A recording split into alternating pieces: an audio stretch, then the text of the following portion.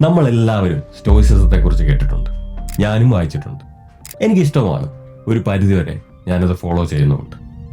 പക്ഷേ നമ്മൾ അതിനെക്കുറിച്ച് ഗൂഗിൾ ചെയ്യുകയോ യൂട്യൂബിൽ സെർച്ച് ചെയ്യുകയോ ഒക്കെ ചെയ്യുമ്പോൾ കിട്ടുന്നത് മെന്റലി സ്ട്രോങ് ആകുക, ഒന്നിനും തകർക്കാൻ കഴിയാത്തൊരു മനസ്സുണ്ടാക്കുക, ഒന്നിനെയും കുറിച്ചും വറി ചെയ്യാതിരിക്കുക. കേൾക്കുമ്പോൾ ഒരു പവറൊക്കെ തോന്നും. വളരെ കുറച്ച് കോട്ടുകളെ ബേസ് ചെയ്താണ് അത് പ്രചരിക്കുന്നത്. അത് നിങ്ങൾക്കൊരു മോട്ടിവേഷനൊക്കെ തരും. ആ വീഡിയോ അവസാനിക്കുന്നത് വരെ. അത് കഴിയുമ്പോഴും വീണ്ടും പഴയ പോലെ. അതാണ് ഈ മോട്ടിവേഷന്റെ കുഴപ്പം. ഞാൻ എന്താണ് സ്റ്റോയിസിസം എന്ന് വിവരിക്കുകയല്ല എന്ന്, പക്ഷേ അതിന്റെ പേരിൽ വിറ്റഴിക്കുന്ന മോട്ടിവേഷനെ കുറിച്ചാണ് സംസാരിക്കാൻ ആഗ്രഹിക്കുന്നത്. യഥാർത്ഥ സ്റ്റോയിക്കുകൾ ഒരിക്കലും വാഗ്ദാനം ചെയ്യാത്ത ഒന്നാണ് അവർ നിങ്ങൾക്ക് വിൽക്കുന്നത്. യഥാർത്ഥ സ്റ്റോയിസിസം ഒരിക്കലും തകർക്കാൻ കഴിയാത്തവരാകുക എന്നതായിരുന്നില്ല. അത് അതിനേക്കാൾ വളരെ ബുദ്ധിമുട്ടുള്ള മറ്റൊരു കാര്യമായിരുന്നു.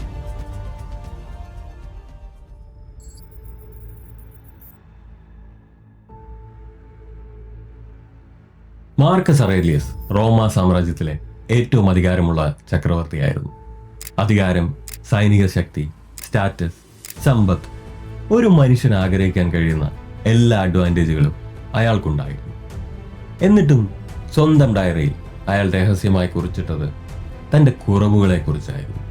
തൻ്റെ നിരാശകളെക്കുറിച്ച്, സങ്കടങ്ങളെക്കുറിച്ച്, ദേഷ്യത്തെക്കുറിച്ച്. രാവിലെ എഴുന്നേറ്റ് പുതിയൊരു ദിവസത്തെ നേരിടാൻ അയാൾ അനുഭവിച്ച ബുദ്ധിമുട്ടുകളെക്കുറിച്ച്. അത് വളരെ പ്രധാനപ്പെട്ട ഒരു കാര്യമാണ്. കാരണം മനുഷ്യന്റെ സാധാരണ ദൗർബല്യങ്ങൾക്കൊന്നും തൊടാൻ കഴിയാത്തൊരു ഉരുക്ക മനുഷ്യനായിരുന്നില്ല മാർക്കസ് അറേലിയസ്. ജീവിതത്തിലെ പ്രശ്നങ്ങൾ അയാളെ നിരന്തരം ബാധിച്ചിരുന്നു. പക്ഷെ താൻ വിശ്വസിച്ചിരുന്ന ശരികളിലേക്ക് എങ്ങനെയെങ്കിലും തിരിച്ചു പോകാൻ അയാൾ എപ്പോഴും ശ്രമിച്ചുകൊണ്ടിരുന്നു. എപിക്റ്റീച്ചസ് ഇതേ സത്യം തന്നെ മറ്റൊരു വശത്തു നിന്ന് നമുക്ക് കാണിച്ചു തരുന്നു. അയാൾ വെറും ഒരു അടിമയായിരുന്നു.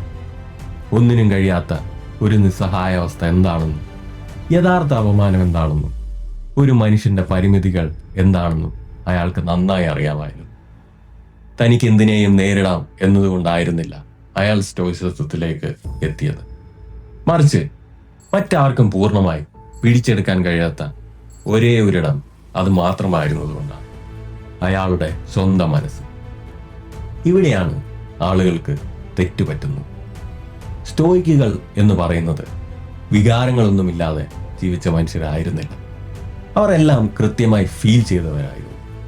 പക്ഷേ തങ്ങൾ അനുഭവിക്കുന്ന ആ വികാരങ്ങളെ, തങ്ങളുടെ പ്രവർത്തികളെ നിയന്ത്രിക്കാൻ അവർ ഒരിക്കലും അനുവദിച്ചില്ല.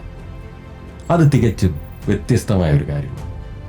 ഇതൊന്ന് വ്യക്തമായി കണ്ടു കഴിഞ്ഞാൽ ഇന്റർനെറ്റിൽ നമ്മൾ കാണുന്ന ആ സ്റ്റോയിസിസം ഭയങ്കര ചൈൽഡിഷായി നിങ്ങൾക്ക് തോന്നും.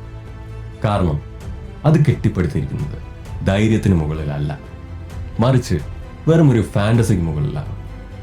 വികാരങ്ങളെ ഇല്ലാതാക്കുന്നതാണ് യഥാർത്ഥ ശക്തി എന്ന ഫാന്റസി.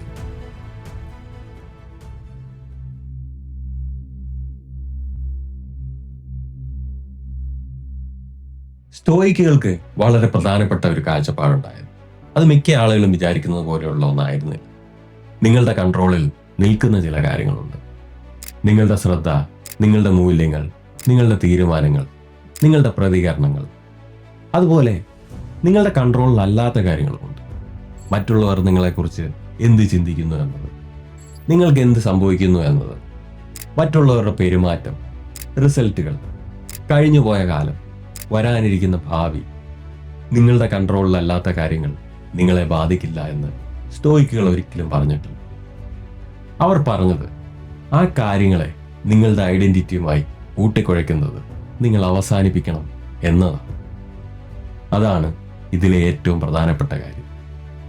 ഫേക്കായ സ്റ്റോയിസിസം പറയുന്നത് ഒന്നും എന്നെ ബാധിക്കില്ല എന്നാണ്.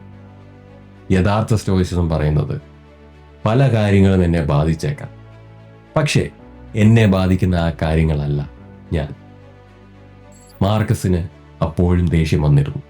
പക്ഷെ അയാൾ അതിനെ ആരാധിക്കാനോ അതിന് കീഴടങ്ങാനോ നിന്നില്ല. എപിക്റ്റീറ്റസ് താൻ അനുഭവിക്കുന്ന ആ മോശം സാഹചര്യങ്ങളുടെ ഭാരം നന്നായി അറിഞ്ഞിരുന്നു.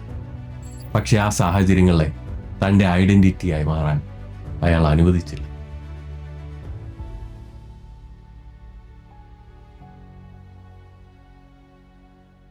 ഈ തെറ്റിദ്ധാരണ നിങ്ങളുടെ ജീവിതത്തെ എങ്ങനെ ബാധിക്കുന്നു എന്നത് വളരെ പ്രധാനപ്പെട്ട ഒരു കാര്യമാണ്.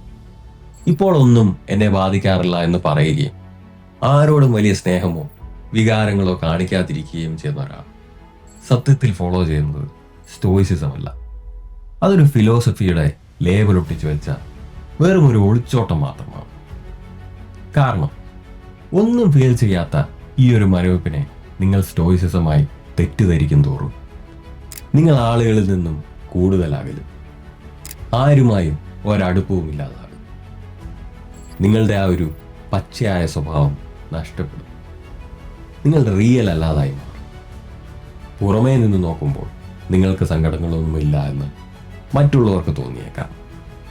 പക്ഷെ അതോടൊപ്പം മറ്റുള്ളവരെ ആഴത്തിൽ സ്നേഹിക്കാനോ അവരുമായി സത്യസന്ധമായി കണക്ട് ചെയ്യാനോ നിങ്ങൾക്ക് കഴിയാതെ വരും. മാനസികമായ കരുത്ത് എന്ന പേരിൽ നിങ്ങൾ പതിയെ വല്ലാതെ ചുരുങ്ങിപ്പോവുകയാണ് ചെയ്യുന്നത്. സ്റ്റോയിക്കുകൾ ഒരിക്കലും തങ്ങളുടെ വികാരങ്ങളെ തടഞ്ഞു നിർത്താൻ ചുറ്റും മതിലുകൾ പണിയുകയായിരുന്നില്ല. മറിച്ച് ജീവിതത്തിലെ യാഥാർത്ഥ്യങ്ങൾക്ക് മുന്നിൽ തകർന്നു പോകാതെ അതിനെ തുറന്ന മനസ്സോടുകൂടി നേരിടാനുള്ള വലിയൊരു കപ്പാസിറ്റി ഉണ്ടാക്കിയെടുക്കുകയായിരുന്നു. ഇവ രണ്ടും ഒരിക്കലും ഒന്നല്ല, തികച്ചും വ്യത്യസ്തമായ രണ്ട് കാര്യങ്ങളാണ്.